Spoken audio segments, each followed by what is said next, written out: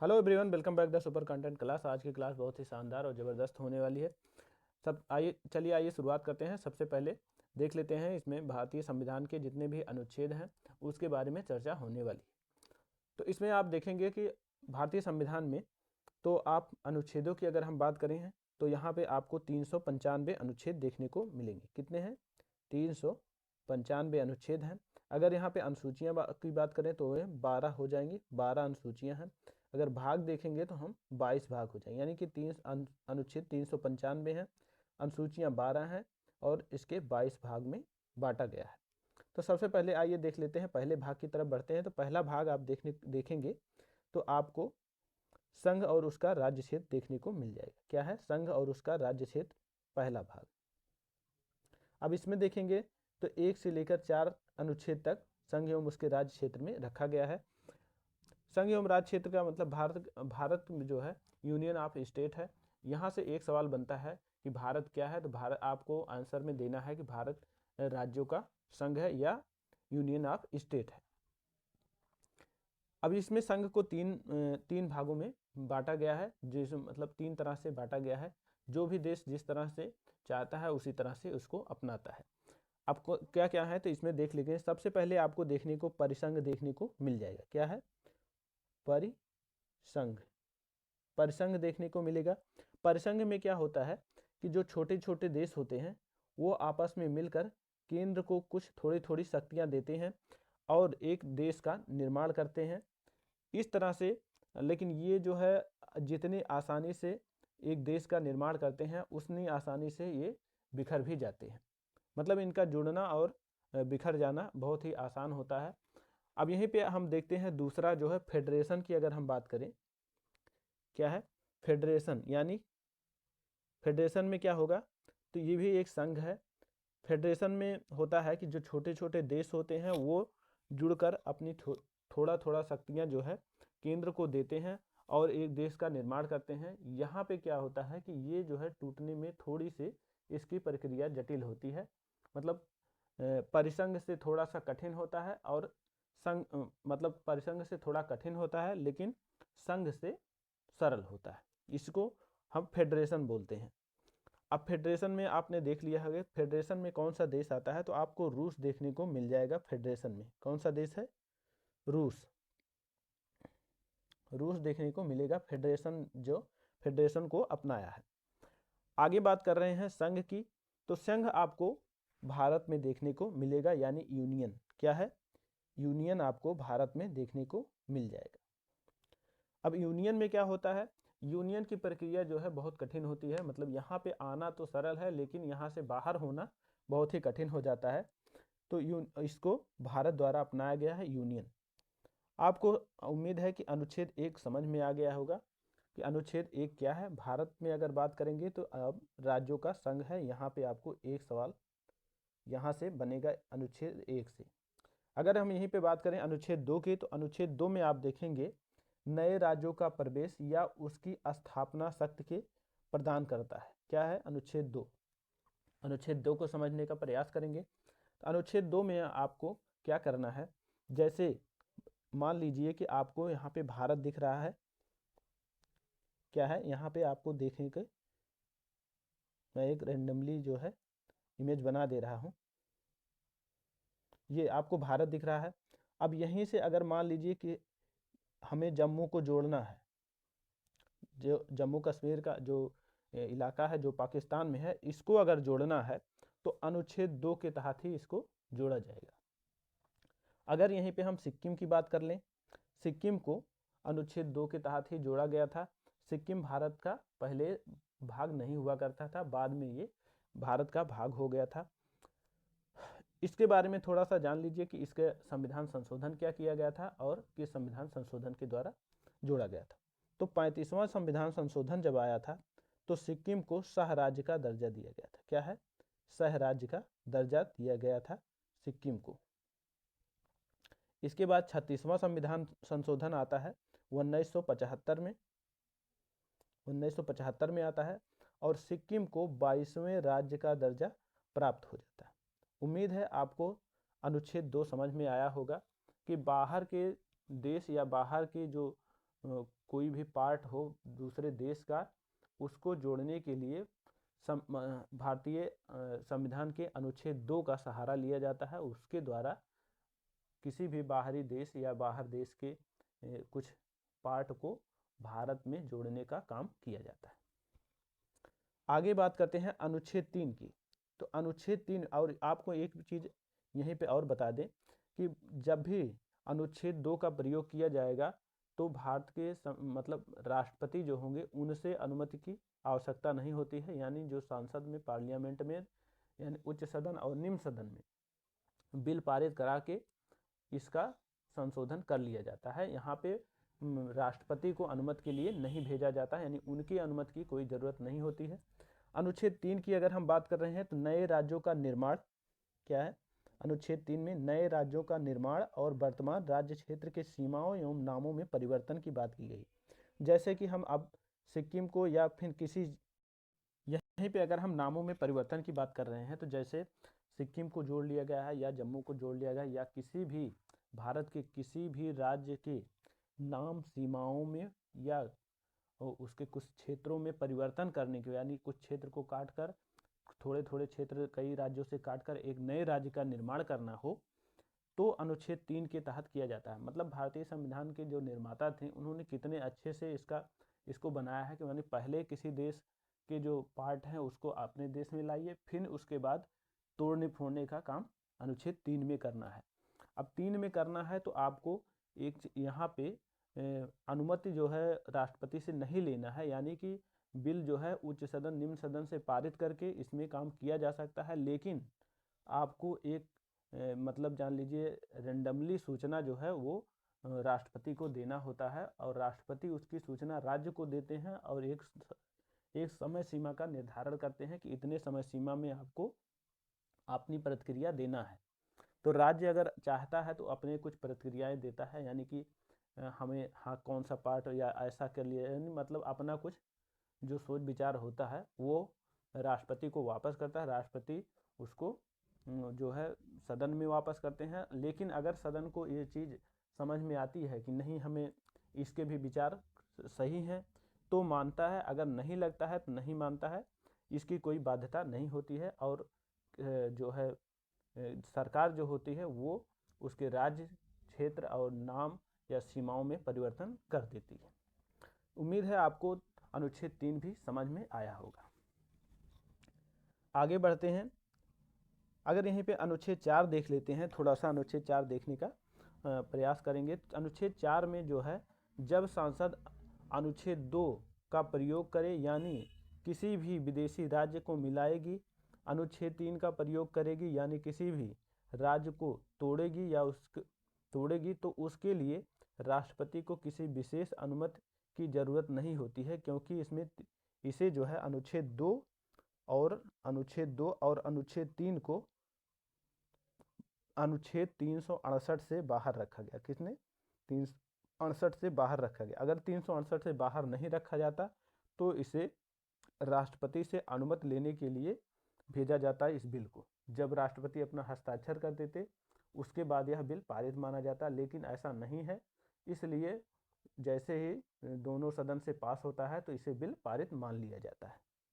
यहाँ से चीज़ें इतनी समझ में आई होंगी। उम्मीद है आपको अनुच्छेद 1, अनुच्छेद 2, अनुच्छेद 3 और अनुच्छेद 4 समझ में आया होगा। अगर नहीं है तो एक बार फिर से देख लेते हैं। अनुच्छेद 1 में क्या है? भारत राज्यों का संघ है, यानी यूनियन ऑफ स्टेट है। हम यूनियन को अपनाते हैं। यहाँ से क्या है कि कोई भी राज्य भारत में आएगा तो भारत से बाहर नहीं जा सकता है। अगर यहीं पे अनुच्छेद 2 की बात कर रहे हैं तो किसी बाहरी राज्य क्षेत्र को भारत के राज्य क्षेत्र में मिलाने का काम अनुच्छेद 2 के द्वारा किया जाता है। अनुच्छेद 3 की बात कर रहे हैं तो जो भी राज्य क्षेत्र मिलाया गया है या अब भारत के राज्य क्षेत्र के अंदर जितने भी राज्य आएंगे उसके नाम, सीमाओं में परिवर्तन करने का काम जो है वो अनुच्छेद 3 के तहत किया जाता है। अनुच्छेद 4 में कहा गया है कि अनुच्छेद 2 और अनुच्छेद 3 को भारतीय संविधान के अनुच्छेद 368 से बाहर रखा जाएगा। यहाँ पे राष्ट्रपति की अनुमति की आवश्यकता नहीं होगी, लेकिन आपको याद रखना है कि अनुच्छेद 3 में भारत के राष्ट्रपति को सूचना देना होगा, और वह सूचना वह राज्य को देंगे कि आपके राज्य में फला पार्ट को अलग किया जाएगा या उसके सीमाओं में नाम में परिवर्तन करने का काम किया जाएगा। उस तरह से वह अपने प्रतिक्रिया जो है केंद्र को वापस करेंगे और केंद्र की इच्छा होगी तो मानेंगे, नहीं अगर अच्छा लगेगा तो नहीं मानेंगे, लेकिन उसमें परिवर्तन करने का काम केंद्र करेगी। उम्मीद है आपको ये चारों अनुच्छेद समझ में आ गए होंगे। तो बढ़ते हैं हम भाग 2 की तरफ। भाग 2 देखेंगे।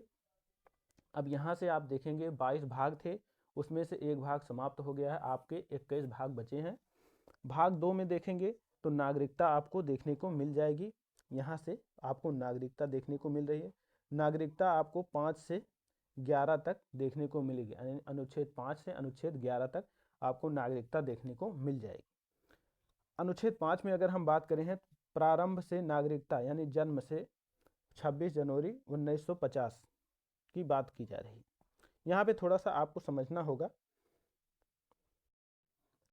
प्रारंभ से का मतलब है कि 26 जनवरी 1950 से।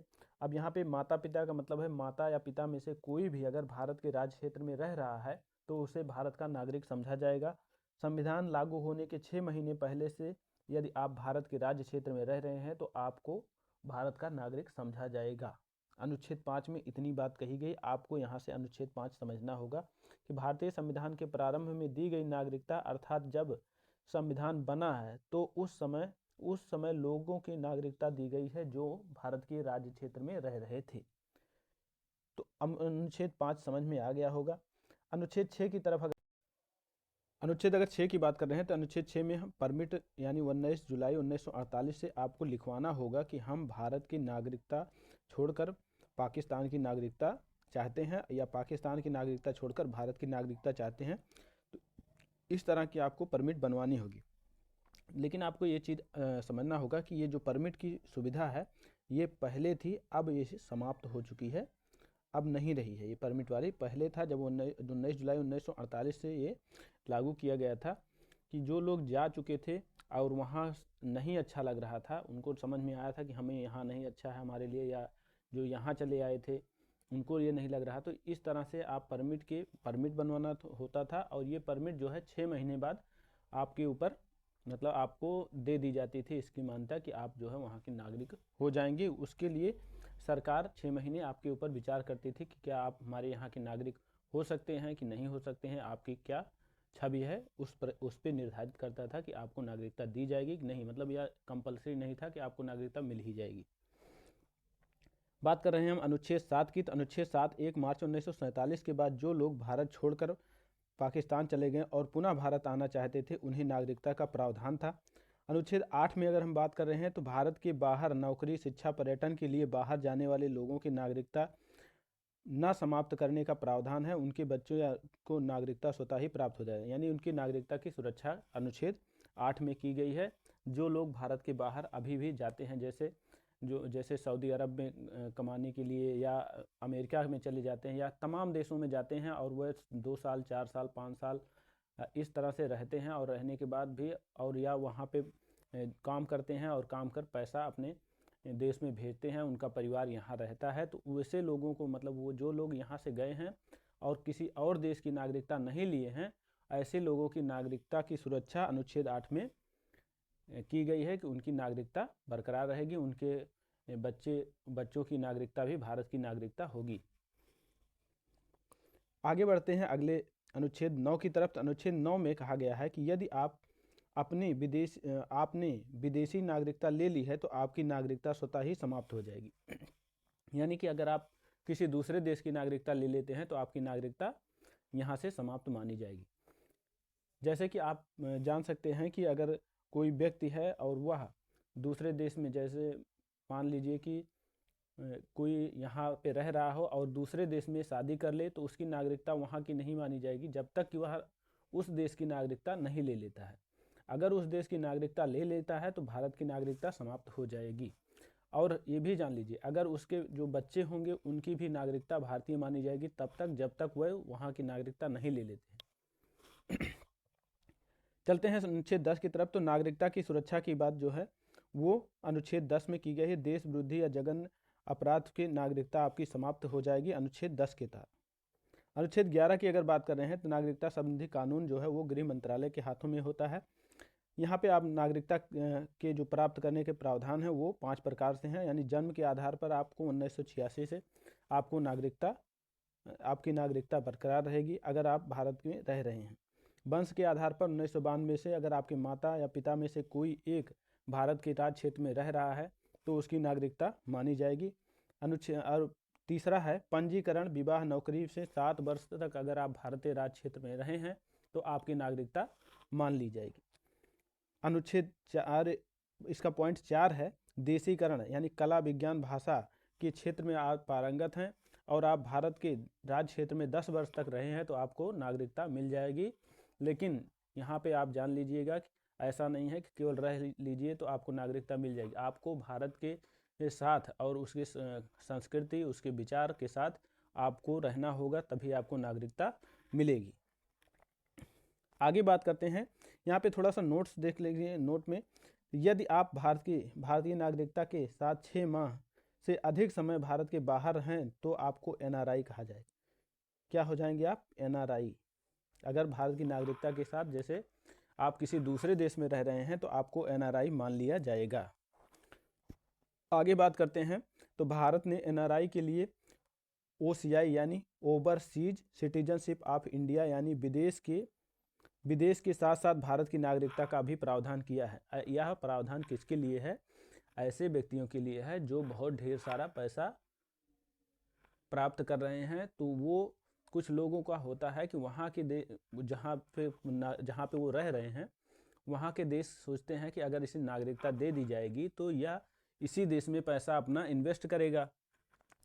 तो इससे बचने के लिए भारत सरकार ने उन्हें दोहरी नागरिकता का प्रावधान कर दिया कि आप वहाँ की नागरिकता भी ले लीजिए, यहाँ की नागरिकता भी ले लीजिए, यहाँ भी आते जाते रहिए और पैसा यहाँ भी भेजते रहिए। तो इस तरह से उन्हें दोहरी नागरिकता प्राप्त हो जाती है। अगर हम बात कर रहे हैं अब यहाँ से हम भाग 3 की तरफ बढ़ रहे हैं। उम्मीद है कि आपको भाग 2 के जितने भी अनुच्छेद हैं वो आपको समझ में आ गए हैं। तो चलिए आइए एक बार रिपीट कर लेते हैं भाग 2 के जितने भी अनुच्छेद हैं उसको। सबसे पहले देख लेते हैं 5 में क्या है। अनुच्छेद 5 में आप देखेंगे तो संविधान प्रारंभ में दी गई नागरिकता, अर्थात जब संविधान बना था उस समय से लोगों को नागरिकता दी गई है जो उस समय भारत के राज्य क्षेत्र के अंदर निवास कर रहे थे, उनको नागरिकता का प्रावधान है अनुच्छेद 5 में। अनुच्छेद 6 में देखेंगे तो पाकिस्तान से भारत आए लोगों को नागरिकता, किंतु यदि वह संविधान बनने के बाद आएंगे तो उन्हें नागरिकता नहीं मिलेगी, उन्हें परमिट द्वारा 19 जुलाई 1948 से नागरिकता दी जाएगी। अनुच्छेद 7 में अगर है तो स्वतंत्रता के बाद भारत से पाक चले गए ऐसे व्यक्तियों को जो संविधान बनने से पहले लौट आए हैं उन्हें नागरिकता दे दी जाएगी। अनुच्छेद 8 में है विदेश भ्रमण या नौकरी के लिए बाहर जाने वाले व्यक्तियों को उनकी नागरिकता बनी रहे, इसके लिए अनुच्छेद 8 में प्रावधान है। अनुच्छेद 9 में यदि आप किसी दूसरे देश की नागरिकता प्राप्त कर लेते हैं तो आपकी नागरिकता समाप्त समझी जाएगी। अनुच्छेद 10 की अगर हम बात कर रहे हैं तो अनुच्छेद 10 में भारतीयों की नागरिकता बनी रहेगी तब तक जब तक कि वह कोई देश विरोधी कार्य नहीं करेगा। क्या है? भारत की नागरिकता आपकी तब तक बनी रहेगी जब तक आप किसी देश विरोधी कार्य नहीं कर देते हैं। जैसे आप बाहर से आए हैं, आपको नागरिकता मिल गई हो और आप किसी तरह के देशद्रोही काम करेंगे तो आपकी नागरिकता समाप्त समझी जाएगी। अनुच्छेद 11 में नागरिकता संबंधी कानून संसद बनाती है, यह जिम्मेदारी गृह मंत्रालय की होती है। यहाँ से आपको अनुच्छेद 5 से लेकर अनुच्छेद 11 तक समझ में आ गया होगा। नागरिकता अधिनियम की अगर हम यहीं पर बात कर रहे हैं तो नागरिकता अधिनियम जो है वो 1955 में लागू की गई थी। इस अधिनियम में नागरिकता प्राप्त करने की 5 विधियां थी, जिसे नागरिकता समाप्त करने की 3 विधियां हैं। आगे बढ़ते हैं भाग 3 की तरफ। तो भाग 3 में आप देखेंगे मूल अधिकारों की बात की गई है। यहीं पे अगर हम भाग 3 की बात कर रहे हैं तो भाग 3 में आपको मूल अधिकार देखने को मिलेंगे। मूल अधिकार से अगर हम देखेंगे तो यह मूल अधिकार को नैसर्गिक अधिकार कहते हैं क्योंकि यह जन्म के बाद मिल जाता है। मूल अधिकार को हम मैग्ना कार्टा भी कहा गया है। क्या कहा गया है? Magna carta. यहाँ पे आपको देखेंगे मैग्ना कार्टा कहा गया है?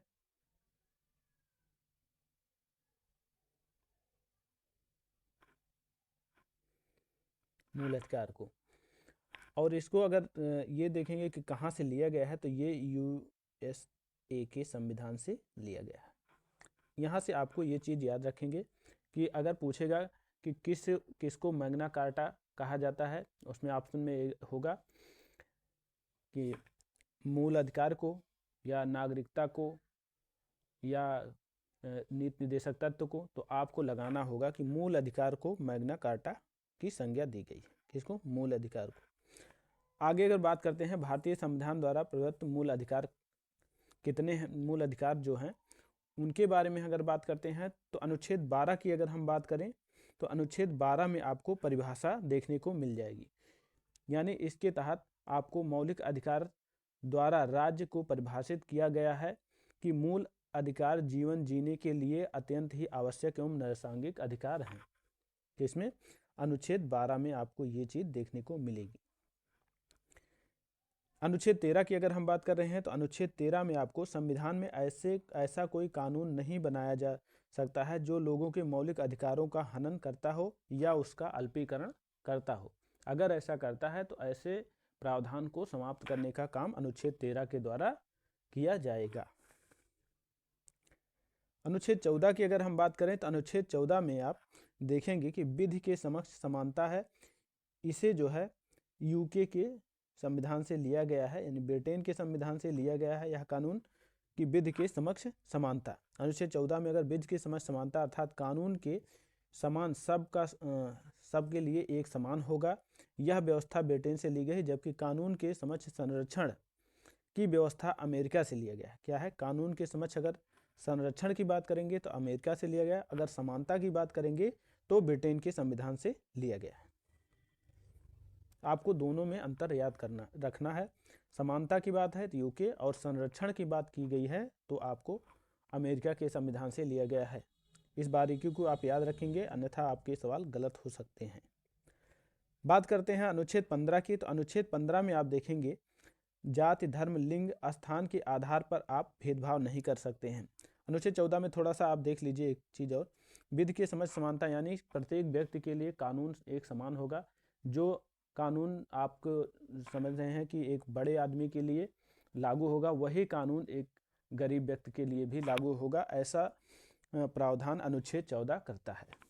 अनुच्छेद 15 में है जाति है, धर्म है, लिंग है, स्थान के आधार पर आप कोई भी भेदभाव नहीं कर सकते हैं।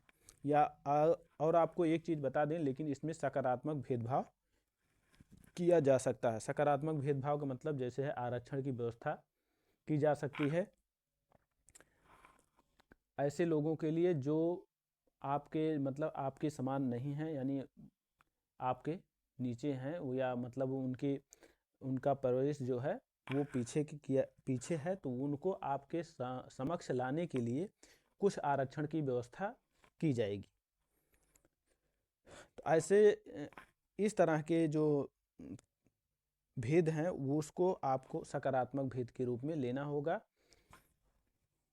जैसे आप देखते हैं एसटी को अलग से आरक्षण है, एससी एसटी को अलग आरक्षण है, ओबीसी को अलग आरक्षण है। अभी आप देखेंगे जनरल को 10% आरक्षण दिया गया है। तो ये अलग अलग जो प्रावधान किए गए हैं, ये आप पिछड़ेपन को एक समान लाने के लिए किया जा सकता है। ऐसे आरक्षण की व्यवस्था जो की जाएगी, इसे सकारात्मक भेदभाव समझा जाएगा, ऐसा अनुच्छेद 15 कहता है। अनुच्छेद 16 की अगर हम बात कर रहे हैं, तो अनुच्छेद 16 में लोक नियोजन में अवसर की समानता। लोक नियोजन में अवसर की समानता यानी सरकार द्वारा जब भी कोई पद या किसी तरह की रिक्त खाली होगी, तो उसमें प्रत्येक व्यक्ति को भाग लेने का अवसर मिलेगा, जो उस व्यक्ति उस पद के लिए मतलब अपनी योग्यता को निर्धारित करता है।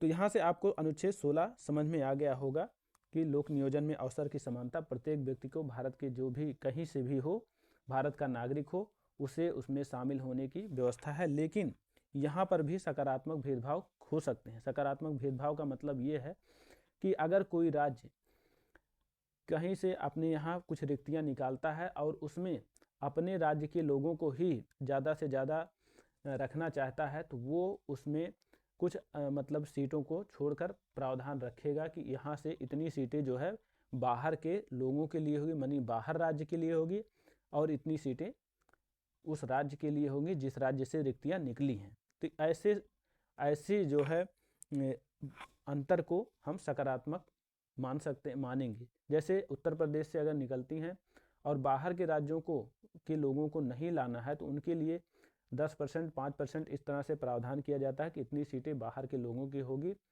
और उन्हें किसी भी तरह के आरक्षण की व्यवस्था नहीं होगी। आगे बात कर रहे हैं अनुच्छेद 17 की। अनुच्छेद 17 में छुआछूत का अंत है, लेकिन मतलब इसमें आप किसी तरह के अस्पृश्यता को समाप्त करने की बात की गई है। आप किसी के साथ छुआछूत भेदभाव का नहीं कर सकते हैं। अनुच्छेद 18 में अगर देखेंगे तो उपाधियों का अंत है। कुछ क्षेत्रों में आज भी मान्यता प्राप्त है, जैसे आप देखेंगे पुलिस, सेना, शिक्षा, दरोगा, जनरल, डॉक्टर, इंजीनियर, ये लोग अपने साथ उपाधियों का प्रयोग कर सकते हैं।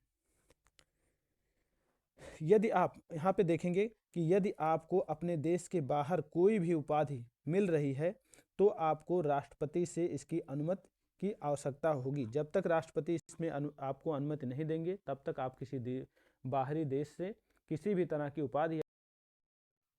आगे हम देख लेते हैं कि स्वतंत्रता का अधिकार।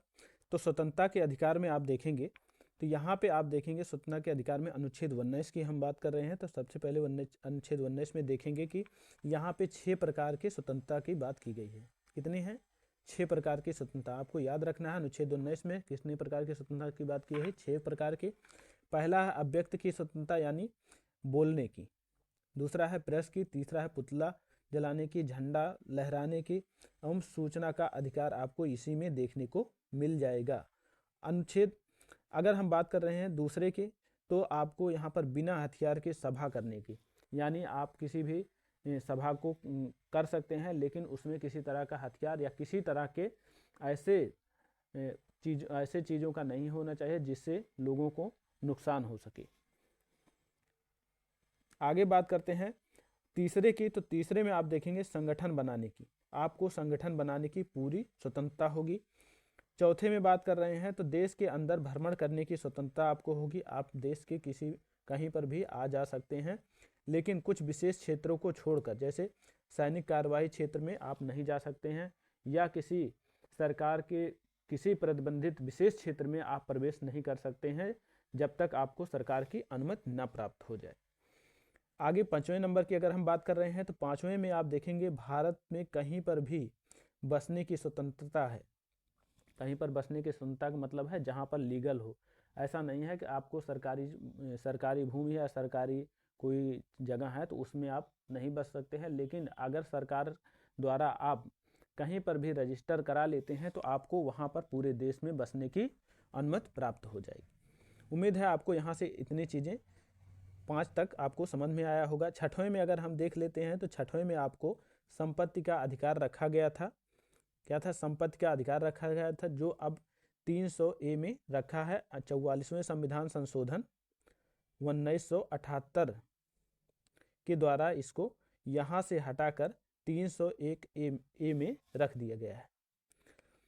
आपको ये जरूर याद रखना है कि संपत्ति के अधिकार को किस संविधान संशोधन द्वारा हटाया गया था? 44वें संविधान संशोधन 1978 द्वारा इसे हटा दिया गया था। यहाँ से हटाकर 301 में रख दिया गया है। आगे बात कर रहे हैं, आगे बात करेंगे 7वें नंबर में। यहाँ से जब हटा दिया गया है तो अब इस समय पहले 7 थे, अब 6 बच गए हैं। तो लेकिन अब इसको यहाँ पे रखा गया है तो आपको 7 देखना होगा। 7वें में देखेंगे तो भारत के किसी भी क्षेत्र में व्यवसाय की स्वतंत्रता सरकार द्वारा जो लीगल हो, जिस जगह पे लीगल हो वहाँ पे आप व्यवसाय कर सकते हैं। यहाँ पे देखेंगे 44वें संविधान संशोधन द्वारा संपत्ति के अधिकार को 301 में रख दिया गया है और वर्ष कौन था? 1978 के समय। इसे भी आपको याद रखना है। यहाँ से आपने 6 प्रकार की जो स्वतंत्रता है उसको आपने देखा है। उम्मीद है कि आपको याद हो गया होगा। एक बार फिर से इसको रिपीट कर लेते हैं। तो पहले में देखेंगे अगर, तो पहले में आप देखेंगे तो अभिव्यक्त की स्वतंत्रता यानी आपको बोलने की स्वतंत्रता है। प्रेस की इसी में स्वतंत्रता है। पुतला झंडा लहराने की सूचना का अधिकार आपको इसी में देखने को मिल जाएगा। दूसरे में बिना हथियार के आप सभा कर सकते हैं। तीसरे में संगठन बना सकते हैं। और चौथे में देश के अंदर भ्रमण करने की स्वतंत्रता है। पांचवें में आप अगर देखेंगे भारत में कहीं पर भी बसने की आपको स्वतंत्रता दी गई है। आगे बात करते हैं तो अगला है, पहले इसे संपत्ति के अधिकार को इसमें रखा गया था, बाद में इसे हटाकर 44वें संविधान संशोधन 1978 द्वारा 301 में रख दिया गया है। एक बोलिए या ए बोलिए। इसके बाद हम सातवें की बात कर रहे हैं, तो भारत के किसी क्षेत्र में व्यवसाय करने की आपको स्वतंत्रता है। आपको उम्मीद है कि ये 6 जो है आपको समझ में आ गए होंगे, सातवां भी आप ध्यान रखेंगे।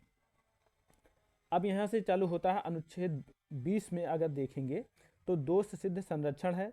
दोष सिद्ध संरक्षण में आप 3 चीजें देखेंगे। पहला क्या है कि अपराध के समय कानून के हिसाब से आपको सजा मिलेगी, यानी जिस समय आप अपराध कर रहे हैं उस समय जो भी कानून होगा उसी के तहत आपको सजा मिलेगी, चाहे बाद में वह कानून बदल गया हो तो भी। जैसे अगर आप कोई अपराध करते हैं और अपराध के समय में आपको उस समय उस अपराध के लिए आजीवन कारावास की व्यवस्था है तो आपको आजीवन कारावास दिया जाएगा, चाहे वो बाद में मतलब क्या कहते हैं मौत में बदल गई हो, मौत की सज़ा में अगर बदल गई है तो भी आपको आजीवन कारावास ही मिलेगा, क्योंकि जिस समय आपने अपराध किया था उस समय वह कानून आजीवन कारावास का था। आगे दूसरे पॉइंट पे अगर देखेंगे तो दूसरा पॉइंट है एक गलती के लिए एक ही सज़ा का प्रावधान होगा। क्या होगा? अगर आप एक गलती किए हैं तो उसके लिए आपको एक ही सज़ा मिलेगी।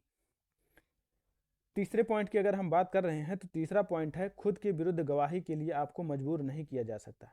खुद के विरुद्ध गवाही यानी कि जब भी आप देखेंगे पुलिस कस्टडी में होते हैं और आप किसी भी तरह की कोई भी गवाही दे दीजिए कि हाँ हमने ऐसा काम किया है वैसा काम किया है, लेकिन अगर आप अदालत में उसको नहीं मानते हैं और आप कहते हैं कि नहीं हम इस तरह का काम नहीं किए हैं, तो वहाँ पे पुलिस द्वारा किसी भी बयान को, आपके द्वारा दिए गए बयान को सही नहीं माना जाएगा।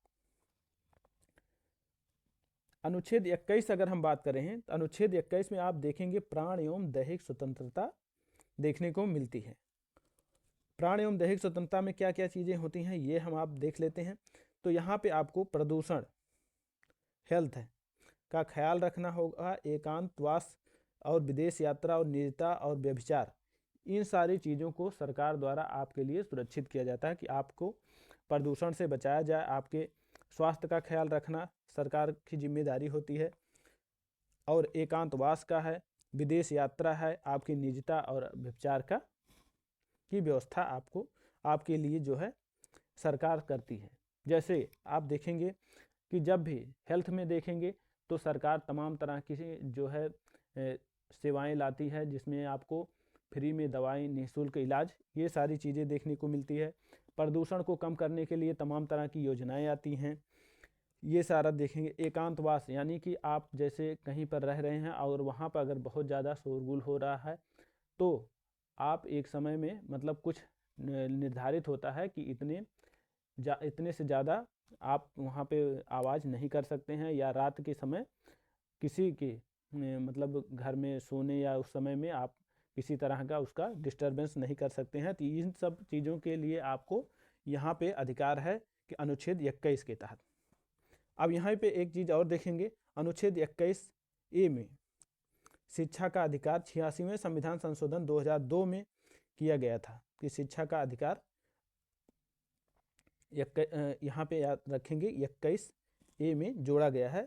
और संविधान संशोधन जो है वो 86वां संविधान संशोधन 2002 क्या है, संविधान संशोधन 2002 में शिक्षा का अधिकार जोड़ दिया गया है। अनुच्छेद 22 की अगर बात करते हैं तो गिरफ्तारी से संरक्षण की बात की गई है अनुच्छेद 22 में। यहाँ पे आप देखेंगे कि दो तरह से आपकी गिरफ्तारी होती है। पहला क्या है तो दंड के बाद, यानी अपराध के बाद आप देखेंगे तो अपराध के बाद क्या है, कारण पूछने का अधिकार है आपको कि अगर जब भी आपको पुलिस आपको गिरफ्तार करने जाएगी तो आपको यह अधिकार है कि आप कारण पूछ सकते हैं कि आप हमें किस कारण से गिरफ्तार कर रहे हैं। अगर यहीं पर दूसरे पॉइंट की बात कर रहे हैं तो गिरफ्तारी के बाद आने जाने के समय को छोड़कर आपको 24 घंटे के अंदर किसी भी न्यायिक अधिकारी के समक्ष पेश करना होगा। तीसरा पॉइंट देख लेते हैं, आपको अपने मनपसंद वकील चुनने का अधिकार होगा। अब यहाँ पे निवारक निरोध में देखें कि अपराध के पहले आपकी गिरफ्तारी कैसे हो सकती है।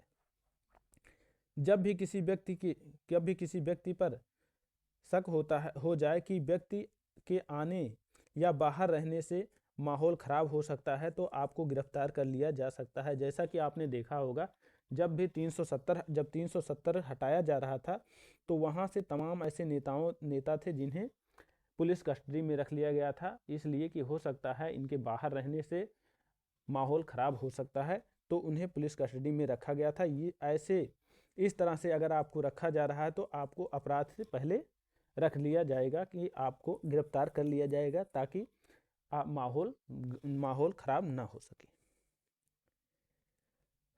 आगे बात कर रहे हैं शोषण के विरुद्ध अधिकार। तो यहाँ पे देखेंगे अनुच्छेद 23 क्या है, 23 और 24 इसमें आते हैं। शोषण के विरुद्ध अधिकार में 23 और 24। 23 में क्या है, तस्करी, दुर्व्यवहार, बलात्कार और बेगारी, बधुआ मजदूरी नहीं कराया जा सकता है, यानी आपसे इस तरह के कोई भी काम नहीं कराया जाएगा, ऐसा अनुच्छेद 23 में आपको अधिकार है। लेकिन कुछ दशाओं में आपको ऐसा काम करना होगा, जैसे राष्ट्रहित में। अब राष्ट्रहित को समझ लेते हैं कि राष्ट्रहित क्या है। जैसे आप मान लीजिए कि कहीं किसी दूसरे देश से युद्ध या जंग हो जाती है, तो आपको ऐसे समय में निःशुल्क या काम करना होगा। सरकार को अगर आपकी आवश्यकता पड़ जाती है तो आपको देश सेवा में इस तरह के काम करने होंगे, या कोई महामारी आ जाती है तो भी अगर आपकी ज़रूरत पड़ेगी तो आपसे ऐसे काम करवाए जा सकते हैं। जैसे कि अगर आप डॉक्टर हैं या आप एनसीसी में सेवा लिए हैं तो हो सकता है आपको सेना की मदद के लिए बुला लिया जाए। अगर आप डॉक्टरी से जुड़े किसी भी प्रशिक्षण को प्राप्त किए हैं तो मेडिकल के क्षेत्र में आपको बुला लिया जाएगा सहायता और मदद के लिए, और उस समय आपको हो सकता है किसी भी तरह के भत्ते या वेतन नहीं मिलेंगे, आपको निःशुल्क कार्य करना होगा। अनुच्छेद 24 की अगर हम बात करें तो बाल श्रम नियोजन, यानी कि 14 वर्ष से कम आयु के बच्चों को बाल श्रम नहीं कराया जा सकता है खतरनाक किसी काम में, यानी किसी कारखाने में या केमिकल फैक्ट्री हो या इस तरह की चीज़ों में 14 वर्ष से कम बच्चे को काम नहीं कराया जाएगा। आगे देखें धर्म की स्वतंत्रता। अगर धर्म की स्वतंत्रता की बात कर रहे हैं तो अनुच्छेद 25 से लेकर अनुच्छेद 29 तक आपको धर्म की स्वतंत्रता देखने को मिल जाएगी। अनुच्छेद 28 है, अनुच्छेद 25 से लेकर अनुच्छेद 28 तक आपको धर्म की स्वतंत्रता देखने को मिलेगी। अनुच्छेद 25 से आपको धार्मिक स्वतंत्रता का अधिकार देखने को मिलेगा। तो धार्मिक स्वतंत्रता में आप देखेंगे यहाँ से अनुच्छेद 25 में है अंतःकरण की स्वतंत्रता है। क्या है? अंतःकरण की स्वतंत्रता। अब इसके अंतर्गत क्या आता है, तो आप अपने धर्म के प्रचार कर सकते हैं, परवरिश कर सकते हैं, लेकिन आप किसी भी और धर्म की बुराई नहीं कर सकते हैं। अगर ऐसा आप करते हुए पाए जाएंगे तो आपको अनुच्छेद 13 के तहत दंडित कर दिया जाएगा। यानी आप अपने धर्म की चाहे जितना भी बड़ाई करिए, चाहे जितना भी उसको अच्छा बताइए, लेकिन दूसरे धर्म को आप खराब या गड़बड़ नहीं बता सकते हैं कि यह धर्म सही नहीं है।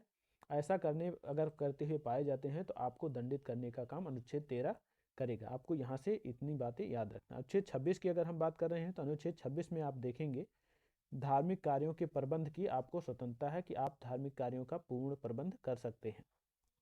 अनुच्छेद 27 में अगर देखेंगे तो अनुच्छेद 27 में धार्मिक कार्यों के लिए दिए गए धन को कर मुक्त किया जाएगा, यानी टैक्स फ्री कर दिया जाएगा। यहाँ पे आप देखेंगे टैक्स फ्री किया जाता है।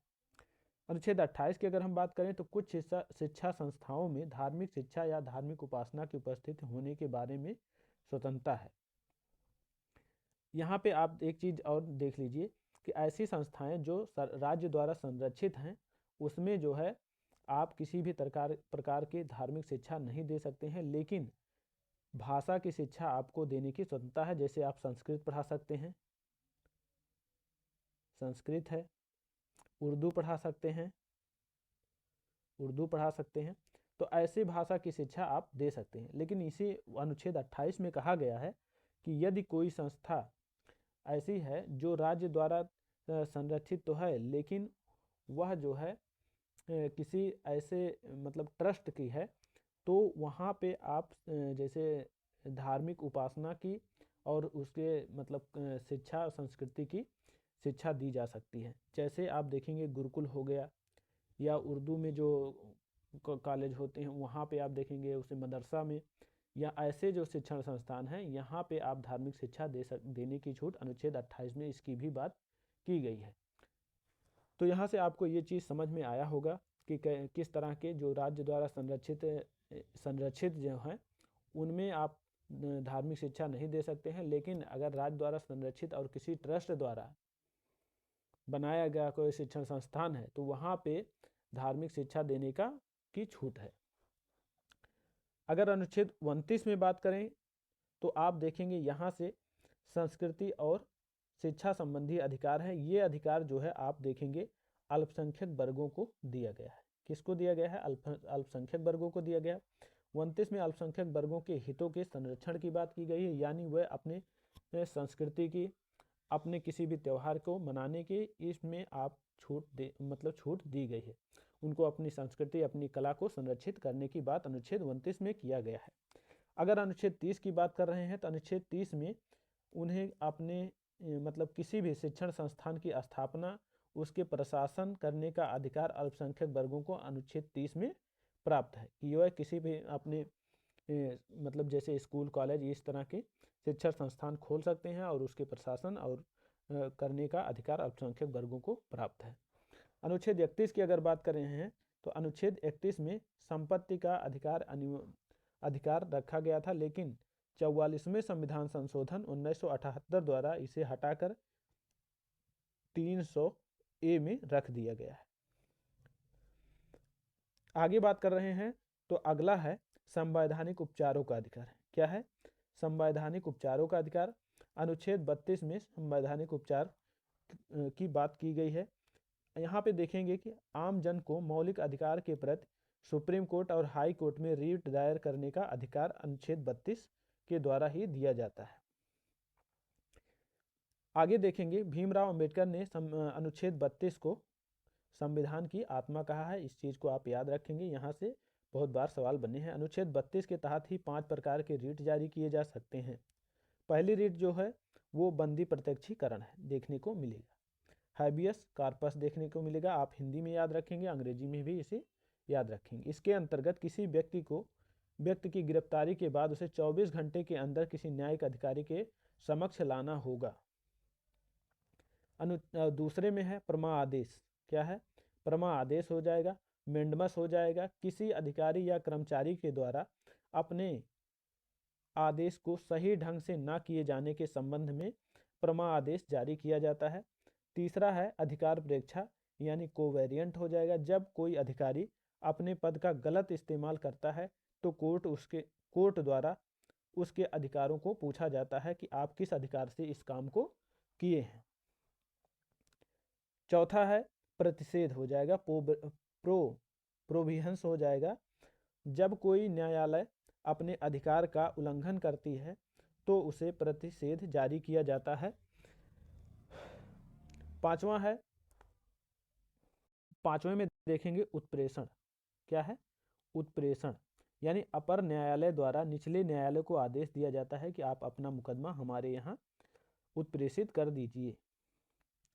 उत्प्रेषण पुराना फैसला स्वतः ही समाप्त हो जाए, यानी जब कोई भी जो निचली कोर्ट होती हैं वह अपने कोई फैसले सुनाए होते हैं और उसी फैसले को ऊपरी कोर्ट द्वारा किसी दूसरे रूप में बदल कर सुनाया जाता है, तो जो पहले कोर्ट द्वारा सुनाया गया फैसला स्वतः ही समाप्त हो जाता है और दूसरे कोर्ट द्वारा सुनाया गया फैसला मान्य हो जाता है। यानी नीचे से ऊपरी कोर्ट, जैसे जिला कोर्ट द्वारा कोई फैसला सुनाया गया है और हाई कोर्ट द्वारा कोई फैसला सुनाया जाता है तो जो मान्य होगा वो हाई कोर्ट का फैसला माना जाएगा।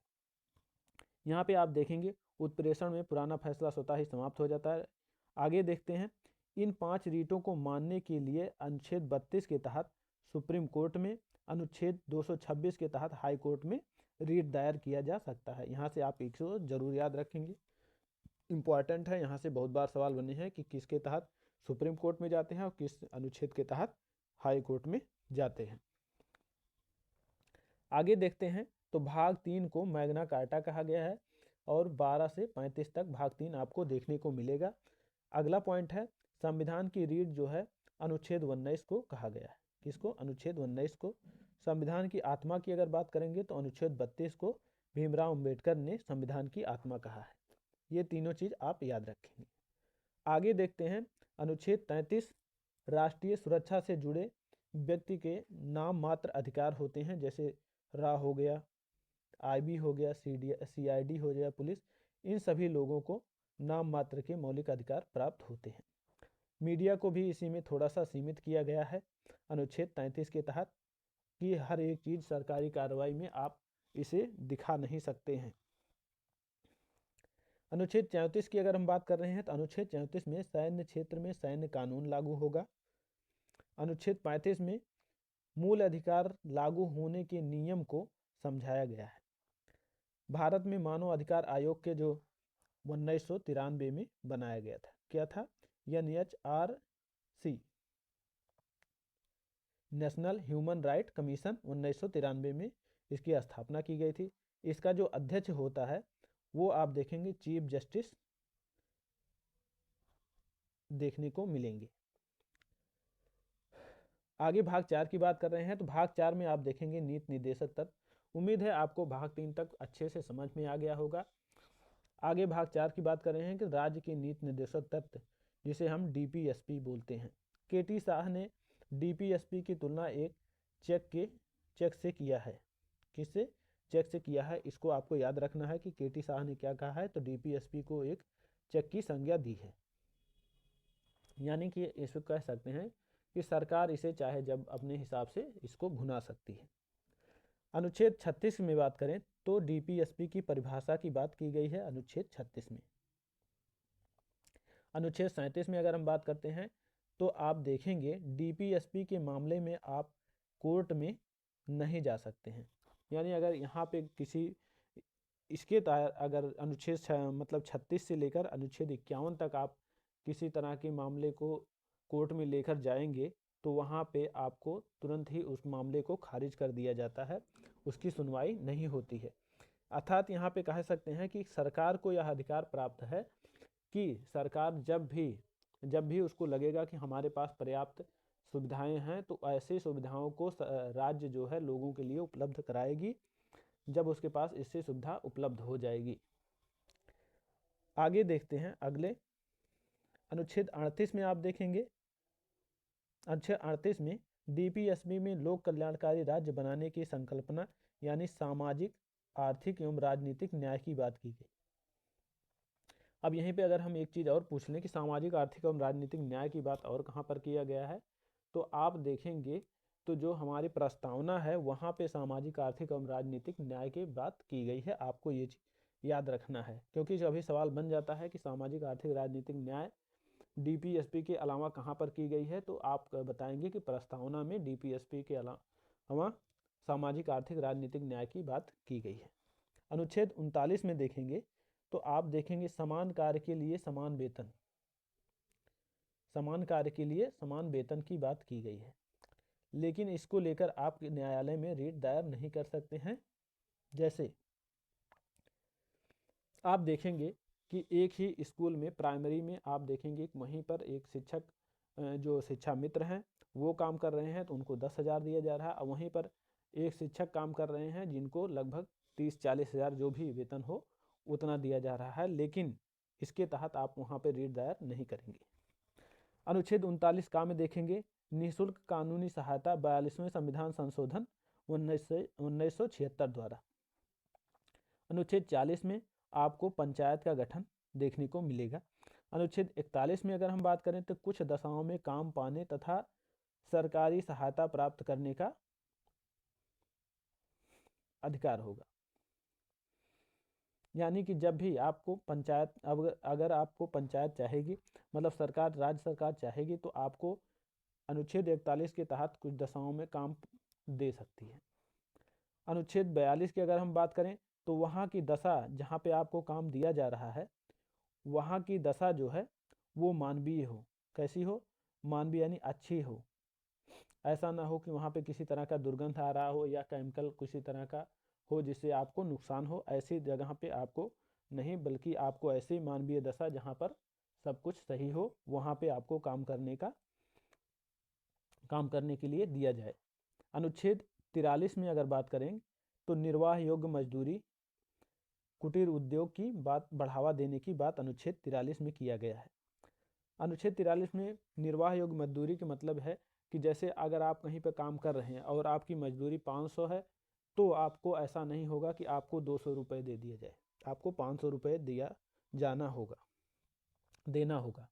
कुटीर उद्योग की बढ़ावा देने का मतलब है सरकार ऐसी तमाम योजनाएं लाएंगी जिसके तहत छोटे छोटे उद्योग को बढ़ावा मिल सके, उनके लिए लोन उपलब्ध कराया जा सके, लोगों की सहायता की जाए। जैसे आप देखेंगे स्वयं सहायता समूह हो गया, या इस तरह के तमाम ऐसी सहायता सरकार द्वारा प्राप्त की जाती है लोगों को, जिससे लोग अपने उद्योग को बढ़ा सकते हैं। अनुच्छेद 43 की अगर हम बात करें, अनुच्छेद 43 का में आप देखेंगे तो उद्योग प्रबंध में कामगारों की भागीदारी है। क्या है? उद्योग प्रबंध में कामगारों की भागीदारी। इसमें क्या कहा गया है, इसको अच्छे से समझ लीजिएगा। जब भी जैसे कोई कंपनी है, कोई फैक्ट्री है, उसमें आप ढेर सारा मतलब जैसे लाभ प्राप्त हो जाता है, तो आपको बोनस के रूप में दिया जाना आवश्यक होगा। अगला है 44वां संविधान, 44वें में देखेंगे अनुच्छेद 44, तो इसमें समान नागरिक संहिता की बात की गई है। क्या है? समान नागरिक संहिता। अनुच्छेद 45 में देखेंगे तो 6 वर्ष से कम बच्चों के शिक्षा तथा स्वास्थ्य का ख्याल, 6 वर्ष से 14 वर्ष के बच्चों की शिक्षा की व्यवस्था की गई है। अब यहाँ पे आप देखेंगे आंगनबाड़ी की जो व्यवस्था की गई है वो अनुच्छेद 45 के तहत ही राज्य करता है। किसके तहत? अनुच्छेद 45 के तहत। अगला है अनुच्छेद 46। तो अनुच्छेद 46 में देखेंगे SC ST के शिक्षा, आर्थिक हित, सामाजिक न्याय के लिए विशेष उपबंध है। अनुच्छेद 47 में अगर देखेंगे तो मद्य निषेध एवं स्वास्थ्य की व्यवस्था देखने को मिलेगा। अनुच्छेद 48 में देखेंगे तो कृषि है, पशुपालन है, दुधारू पशु विकास से संबंधित प्रावधान है। अनुच्छेद 48A में देखेंगे तो पर्यावरण आपको देखने को मिल जाएगा। 42वें संविधान संशोधन 1976 द्वारा वन्य जीव संरक्षण की बात की गई है अनुच्छेद 48A में। अनुच्छेद 49 में अगर देखेंगे तो राष्ट्रीय महत्व एवं स्मारकों के स्थान का संरक्षण किया गया है। अनुच्छेद 50 में अगर देखेंगे तो कार्यपालिका और न्यायपालिका की बात की गई है अनुच्छेद 50 में। अनुच्छेद 51 की अगर बात कर रहे हैं तो अनुच्छेद 51 में आप देखेंगे तो अंतर्राष्ट्रीय सुरक्षा अभिवृद्धि की बात की गई है। अंतर्राष्ट्रीय सुरक्षा अभिवृद्धि का मतलब ये है कि जब भी कोई राज्य मतलब केंद्र सरकार किसी भी देश से कोई भी अनुबंध करती है और आपके यहाँ कोई फैक्ट्री या किसी तरह का जो भी मतलब अनुबंध होगा उसको लगाने की बात कर रहे हैं, तो आप उसमें मना नहीं कर सकते हैं। ऐसा अनुच्छेद 51 के तहत है। तो यहाँ से आपको DPSP उम्मीद है कि समझ में आ गया होगा। अगर नहीं समझ में आया है तो एक बार फिर से देख लेते हैं, बहुत जल्दी से इसका रिवीजन कर लेते हैं। अनुच्छेद 36 में आप देखेंगे परिभाषा हो जाए। अनुच्छेद 37 में आप देखेंगे DPSP के मामले में आप कोर्ट में नहीं जा सकते हैं। अनुच्छेद 38 में देखेंगे तो DPSP के मामले में लोक कल्याणकारी राज्य बनाने का संकल्प है, सामाजिक आर्थिक राजनीतिक न्याय है। सामाजिक आर्थिक राजनीतिक न्याय की बात आप देखेंगे तो प्रस्तावना में देखने को मिलेगा। आगे बात करते हैं तो समान कार्य के लिए समान वेतन की बात की गई। 39 में निःशुल्क कानूनी सहायता 42वें संविधान संशोधन 1976 द्वारा। अनुच्छेद 40 में अगर बात करेंगे तो अनुच्छेद 40 में आप देखेंगे तो पंचायत देखने को मिल जाएगा। अनुच्छेद 41 की अगर हम बात कर रहे हैं तो अनुच्छेद 41 में कुछ दशाओं में काम पाने तथा सरकारी सहायता की बात की गई। अनुच्छेद 42 में देखें तो वहाँ की दशा मानवीय हो जहाँ पर काम करना है। अनुच्छेद 43 में देखेंगे तो निर्वाह योग्य मजदूरी और कुटीर उद्योग को बढ़ावा देने के लिए सरकार को काम करना हो। अनुच्छेद 43 की अगर बात देखेंगे तो उद्योग प्रबंध में कामगारों की भागीदारी देखने को मिल जाएगी। अनुच्छेद 44 में देखेंगे तो समान नागरिक संहिता। अब यहाँ पे आप समान नागरिक संहिता ऐसे याद करेंगे, यहाँ पे देखेंगे तो जो इसके अनुच्छेद हैं वो देखिए बराबर है, यानी 4 और 4 इसमें भी देखने को मिल रहा है। अनुच्छेद 45 में देखेंगे तो यहाँ पे आप देखने को पाएंगे कि 6 वर्ष से कम बच्चे की शिक्षा तथा स्वास्थ्य का ख्याल है। 6 से 14 वर्ष के बच्चों के शिक्षा की व्यवस्था करना है। इसी के तहत आप देखेंगे आंगनबाड़ी की व्यवस्था की गई है। अनुच्छेद 46 में देखेंगे तो SC ST शिक्षा, आर्थिक हित और सामाजिक न्याय की व्यवस्था यहीं पे देखने को मिल रही है। अनुच्छेद 47 में देखेंगे तो मद्य निषेध कर दिया गया है, यानी शराबबंदी इसी के तहत किया जाता है। जैसे कि आप बिहार में देखते होंगे तो इसके तहत ही मद्य निषेध किया गया है।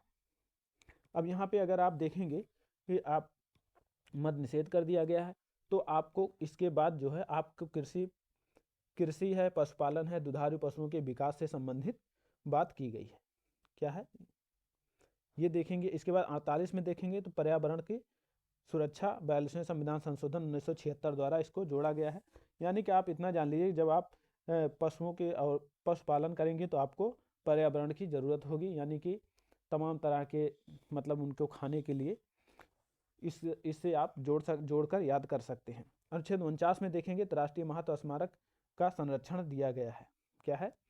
राष्ट्रीय महत्व और स्मारक के संरक्षण की बात की गई है। अनुच्छेद 50 में देखेंगे तो कार्यपालिका और न्यायपालिका देखेंगे। उसके बाद अनुच्छेद 51 में देखेंगे तो अंतर्राष्ट्रीय सुरक्षा की आवृत्ति की गई है। उम्मीद है कि आपको DPSP तक समझ में आ गया होगा। इसके आगे का जो पार्ट आने वाला है वो आपको 1 से 2 दिन में उपलब्ध करा दिया जाएगा। तब तक के लिए नमस्कार, जय हिंद।